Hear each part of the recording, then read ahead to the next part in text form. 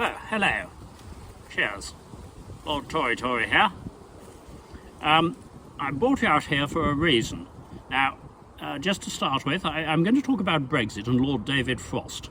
Let me just say, everybody is welcome to watch this video. Public school men, village people, townspeople, oppidans, women, foreigners, everybody. Yes, it's not like the one about the NHS, which was really just for public school men.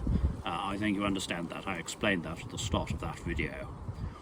Okay, so here we are, and I wanted to clarify about Brexit and Lord David Frost, because I had mentioned Lord David Frost in earlier videos that he's here to sort out all the cock-ups that were made in the negotiation. You understand that?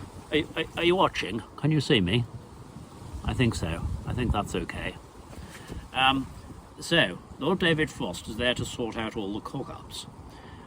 Now, what I was not aware of was that he was involved in the negotiations in making all the mistakes in the first place. I didn't say he wasn't, but I was not aware of that at the time that I was making the videos. I had been told that, but I had forgotten. But the point I wanted to make is that sometimes the person who's got you into the mess is the person that you would choose to get you out of that mess. And I've brought you out here to give you a case in point, an example. So we were wanting to have some traps set, protect the pheasants in the shooting season. And it turned out there's really only one chap in the county who knows what he's doing there. The name is Snorbottom. You remember him, Simpkins. I've got Simpkins out here in case I wanted a mid-afternoon snifter. And I did want a mid-afternoon snifter, so that was good planning. Anyway, Snorbottom. It was the only one that dealt with the trap. So he set these traps, and we thought that'll be fine. But actually, the man was a total arse. Got up everybody's nose. But actually, the way that he'd set them, you only had to walk near one of them, bloody thing would go off. So that wasn't much point. So there we were stuck. Who would we get in to fix this? Now here was the thing. There was only really one man who had any expertise in that. Snorbottom. So we had to call Snorbottom in again. So there you are, you see. Sometimes the person who's got you into the mess is the person that you will choose to get you out of it.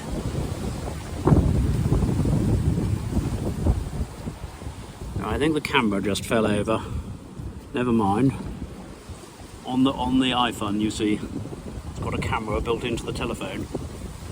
There we are. So where was I? Snorbottom. So we got him back in. And that was the best thing to do in the circumstance, we thought. Well, no, he didn't really fix it. And it got up everybody's nose again. Yes, by the time he'd dealt with those traps, he only had to fart near one of them for the bloody thing to go off. And he had an argument with the gamekeepers. Got to fisticuffs, I think. Broke somebody's jaw. It was young Withers, wasn't it? Still, you know, I like a man who can stand up for himself, which he did until his jaw was broken. So no, well, that didn't really work out so well in that case, but that's not the point. You're getting me off the point, Simpkins. The point was that the decision that we made at the time that we made it to get him in was a sensible one. And sometimes, you see, you need to do that.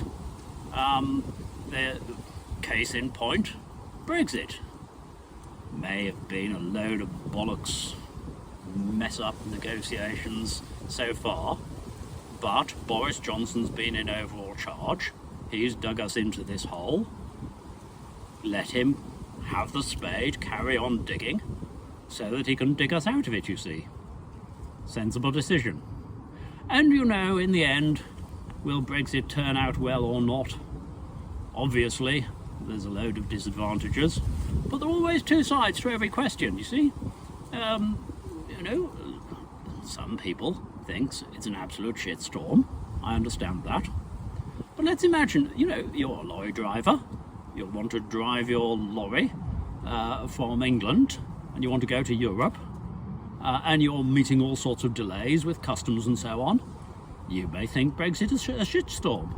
But, au contraire, suppose you are a supplier of portaloos for Kent, then business has never been so good. Another example, if you are seeking to export shellfish, you will have encountered all sorts of restrictions. You may think Brexit's a shitstorm. But if you are in this country buying shellfish, you can get them at a knockdown rate now. You may be in favour of Brexit. So it could go either way. Let's just imagine that it is positive, and in 30 years' time, I'm going midway between the 10 years that Dominic Raab suggested and the 50 years that Jacob Rees-Mogg was in favour of. So I'm going midway, 30 years, balanced. Let's just suppose in 30 years' time we start to see the benefits of Brexit. All well and good. But on the other hand, suppose we don't. There are advantages in that situation too, you see, because if the general populace starts agitating on another occasion for a referendum. Oh, the camera's fallen over again. If the population start agitating in 10 years' time or so for a referendum on something, whatever it may be, then the government, selling off the NHS, whatever, the government can say to them, no, you're not having another referendum. Look at the cock-up you made of the last one, you see? So it gives additional power to the government, to the executive, for the governance of the country, which is good for strong governance. So there you are, you see? Either way, it will work out well. Have faith.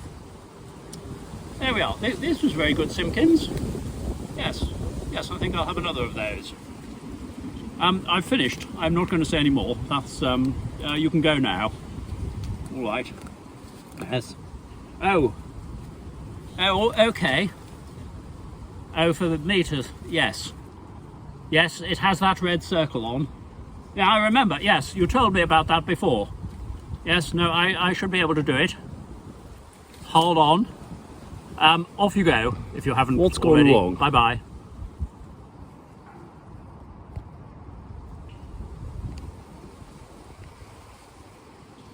Simpkins, I'm trying to press the bloody button. Nothing's happening.